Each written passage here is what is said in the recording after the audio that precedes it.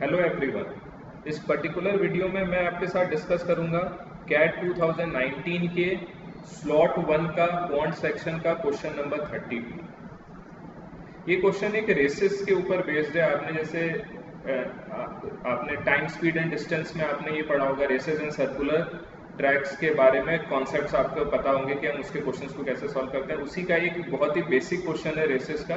इस क्वेश्चन का मैं आपको सॉल्यूशन कराऊंगा along with the concept involve, so that आपको फ्यूचर में इस टाइप का कोई भी क्वेश्चन आए तो उसको करने में किसी तरीके की कोई डिफिकल्टी ना आए। तो इस क्वेश्चन में क्या गिवन है, in a race of 3 horses, एक रेस है उसमें 3 हॉर्सेस हैं, the first beat the second by 11 metres. तो ये इसका मतलब आपको बिल्कुल क्लियर होना चाहिए। इसका मतलब क्या होता है, the first beat the second by 11 metres. आप बिल्कुल इजी वे में बोल सकते हो। इसका ये मतलब है, मान लो 3 हॉर्सेस का नाम है H1, H2 एंड H3, ठीक है। First beat the second by 11 metre का ये मतलब हुआ जब फर्स्ट हॉर्स फिनिश लाइन पे होगा। ये मान लो फिनिश लाइन है ये, जब फर्स्ट हॉर्स फिनिश लाइन पे होगा तो सेकंड हॉर्स उस समय कहां पर होगा, H2 विल बी 11 मीटर्स उससे पीछे होगा। यही तो मतलब हुआ, the first beat the second by 11 metre. First horse ने सेकंड को 11 मीटर से बीट किया। इसका मतलब ये हुआ जैसे जिस इंस्टेंट पे फर्स्ट हॉर्स फिनिश लाइन पे पहुंचेगा उस इंस्टेंट पे सेकंड हॉर्स फिनिश लाइन से 11 मीटर पीछे होगा। ये गिवन है। And the third by 90 metres.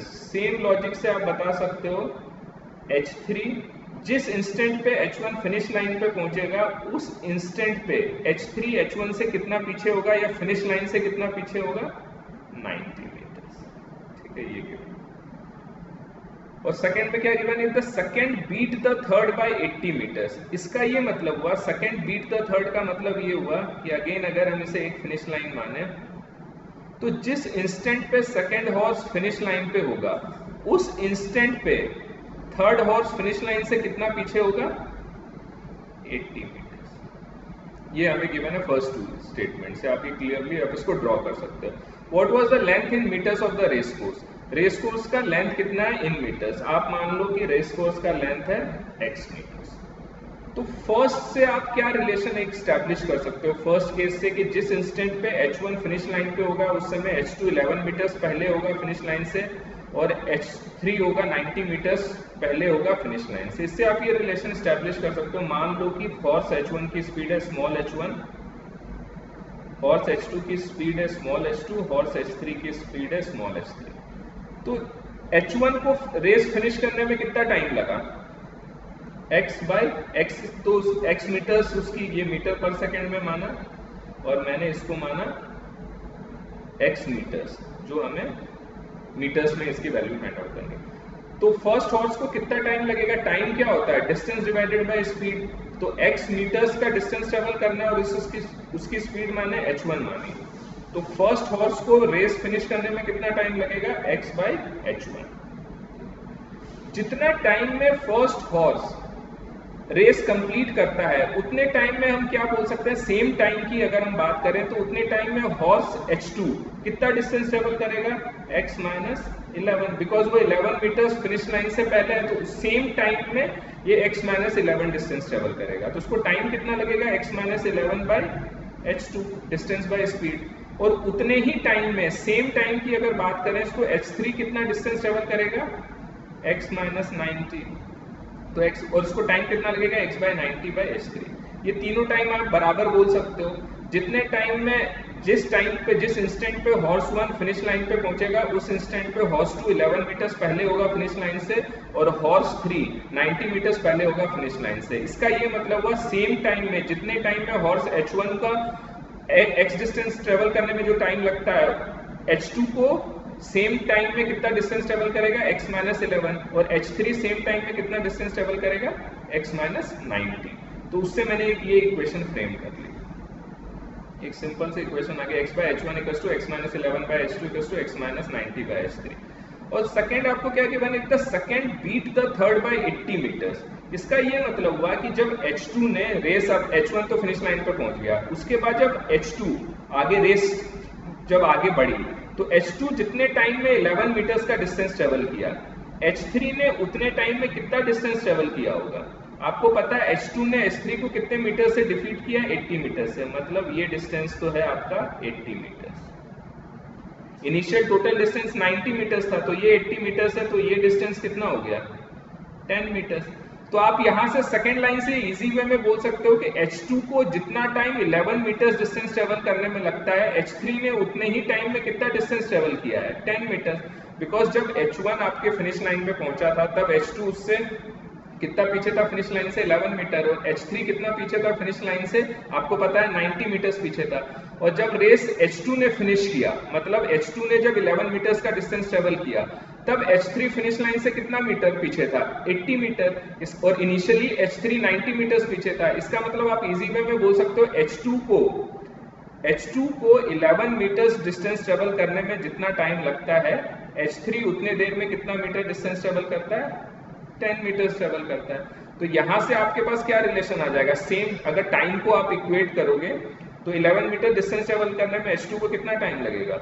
11/H2। और H3 को 10 मीटर का डिस्टेंस ट्रेवल करने में कितना टाइम लगेगा? 10/H3। तो इससे हमारे पास क्या आ जाएगा रिलेशन? H2/H3 will be 11/10।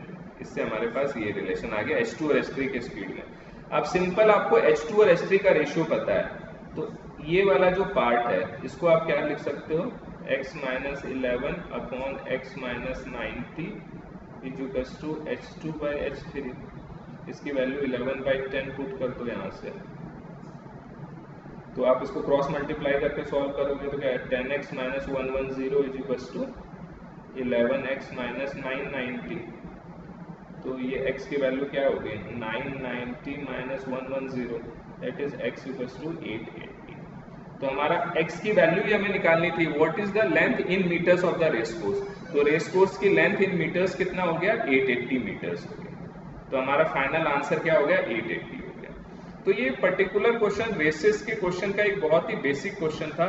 इसमें सिर्फ आपको एक बेसिक कॉन्सेप्ट सिर्फ पता होना चाहिए कि first beat the second by 11 metres का क्या मतलब होता है। इसका सिंपल ये मतलब होता है कि जब फर्स्ट फिनिश लाइन पे पहुंचेगा तो सेकंड उससे 11 मीटर्स पीछे होगा। सेकंड आप बोल सकते हैं थर्ड बाय 90 मीटर्स का ये मतलब हुआ जो फर्स्ट फिनिश लाइन पे पहुंचेगा तो थर्ड उससे 90 मीटर पीछे होगा। इससे हमने सिंपल ये इक्वेशन फ्रेम कर ली। सर्कुलर जो रेसेस का जो ट्रैक है उसकी लेंथ x मान ली, तो उसको ये इसका मतलब ये हुआ जितने देर में first horse x distance travel करेगा उतने देर में second horse x - 11 distance travel करेगा, उतने ही देर में third horse x - 90 distance travel करेगा। तो सेम टाइम की बात कर रहे हैं, तो तीनों को टाइम क्या होता है? Distance upon speed. तो उससे मेरे पास एक ये फर्स्ट रिलेशन आ गया। और दूसरा आपको क्या गया था? Second beat the third by 80 metres. इसका मतलब ये हुआ H1 ने तो रेस फिनिश कर दी, उसके बाद जब कंटिन्यू हुई तो क्या हुआ? H2 को फिनिश लाइन में पहुंचने में 11 मीटर लगेगा, लेकिन जब H2 फिनिश लाइन में पहुंचा उस समय H3 फिनिश लाइन से कितना पीछे था? 80 मीटर्स। इसका मतलब, और इनिशियली वो कितना पीछे था जब H1 फिनिश लाइन पे था? 90 मीटर्स। तो इसका मतलब ये बोल सकते हो 90 - 80 कितना हो गया? 10 मीटर्स हो गया। इसका मतलब ये हुआ H2 को जितना टाइम 11 मीटर्स ट्रेवल करने में लगता है, H3 को उतना ही टाइम 10 मीटर्स ट्रेवल करने में लगेगा। तो उससे भी हमारे पास एक रिलेशन आ गया H2/H3 का। तो इसकी वैल्यू इसमें सब्स्टिट्यूट कर दी तो हमारे पास x की वैल्यू आ गई 880 मीटर्स। तो रेसेस के क्वेश्चन को आप इस पर्टिकुलर कॉन्सेप्ट को, इस लॉजिक को अप्लाई करके आप सॉल्व कर सकते हो। अगर मेरा ये वीडियो आपको पसंद आया होगा तो उससे आप डेफिनेटली इसे लाइक करें और आप मेरे चैनल को सब्सक्राइब करें और आप बेल आइकन को भी प्रेस करें, सो दैट मैं फ्यूचर में कोई भी वीडियो अपलोड करता हूँ तो उसका आपको इंस्टेंट नोटिफिकेशन मिले। Thank you so much for watching.